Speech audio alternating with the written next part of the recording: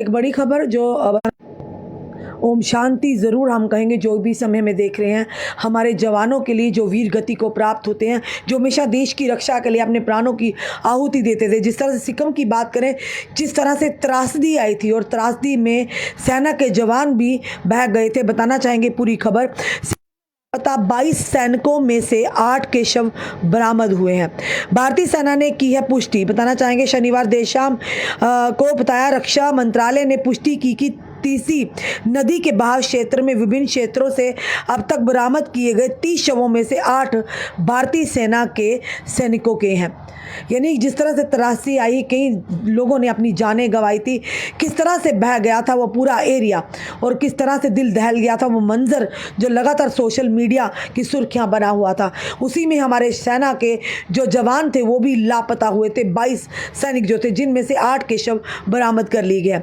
और बताना चाहेंगे जो वीर गति को हमारे सैनिक जो यानी कि जिनकी शव थे, बताना चाहेंगे कम से कम एक जो पश्चिम बंगाल के रहने वाले हैं बताया जा रहा है, जबकि सिक्किम में अचानक आई बाढ़ में लापता हुए 23 सैनिकों में से एक जवान को जीवित बचा लिया गया था और वर्तमान में एक अस्पताल में उसका इलाज चल रहा है। 8 पहचाने गए शवों की पुष्टि का मतलब है कि राज्य में आपदा आने के 4 दिन बाद भी 14 सैनिक अभी भी लापता है। उत्तरी बंगाल में नदी के किनारे विभिन्न क्षेत्रों में अब तक कुल मिलाकर लगभग 26 शव बरामद किए गए हैं और 4 शव बांग्लादेश सीमा बलों के सौंप दिए गए हैं। हैदराबाद 26 शवों में से 8 की पहचान निश्चित रूप से भारतीय सेना के जवानों के रूप में की गई है। अलीपुर द्वार के रहने वाले नायक बिमल ओरांव का अंतिम संस्कार 6 अक्टूबर को यानी कि 23 को पूरा 2023 को पूरे सैन्य सम्मान के साथ यानी कि गृह मंत्रालय में कहा किया। 4 सैनिकों के शवों को परिवार के सदस्यों की उपस्थिति में अंतिम संस्कार के लिए सेवा और नागरिक विमान द्वारा 7 अक्टूबर को उनके मूल स्थानों पर ले जाया गया। 2 शवों का पोस्टमार्टम जारी है। इस बीच शेष 14 सैनिकों के लिए उनके लिए तलाशी अभियान जारी है। हम उम्मीद करते हैं और प्रार्थना भी करते हैं, आप लोग भी प्रार्थना कीजिए, जो 14 हमारे सैनिक अभी भी यानी कि लापता करे वो जीवित हों और अन्य लोग जो इस समय त्रासदी में लापता हैं वो भी सुरक्षित हों। बताना, सिक्किम और बंगाल के निकटवर्ती ऊपरी इलाकों में संपत्तियां, बुनियादी ढांचे और नागरिकों के जीवन को बड़े पैमाने पर नुकसान पहुंचाने के अलावा क्षेत्र में तैनात भारतीय सेना को भी आपदा का खमियाजा भुगतना पड़ा है और तीस्ता नदी के किनारे स्थित उसके कुछ शिविर बुरी तरह से क्षतिग्रस्त हुए हैं या फिर ये कहें कि बह गए हैं।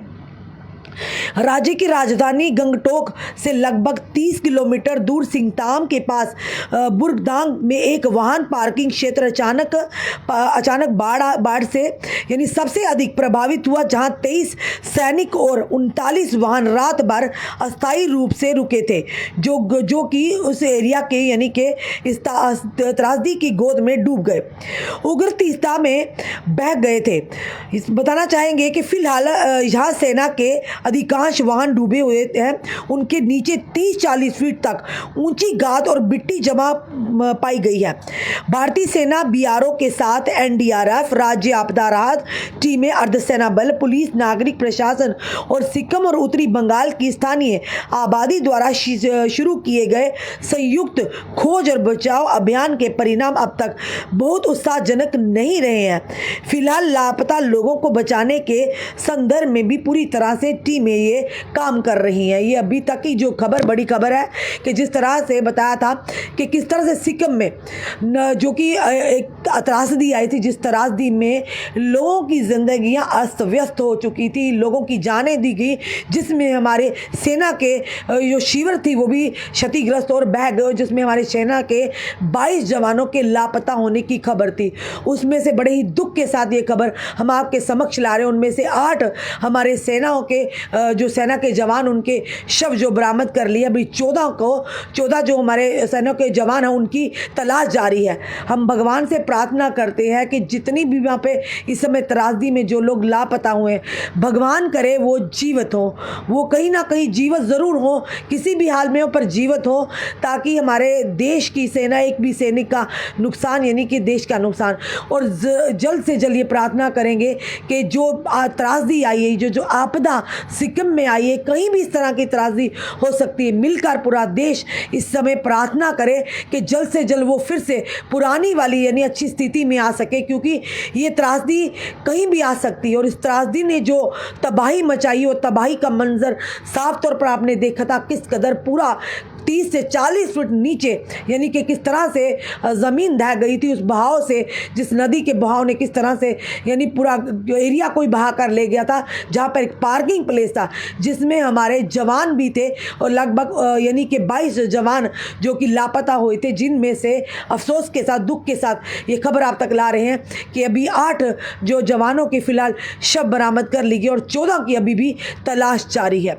ज़रूर कमेंट बॉक्स में ओम शांति ज़रूर लिखिए। जुड़े रहिए ऐसे हमारे साथ अगले अपडेट के लिए। जय हिंद, जय भारत।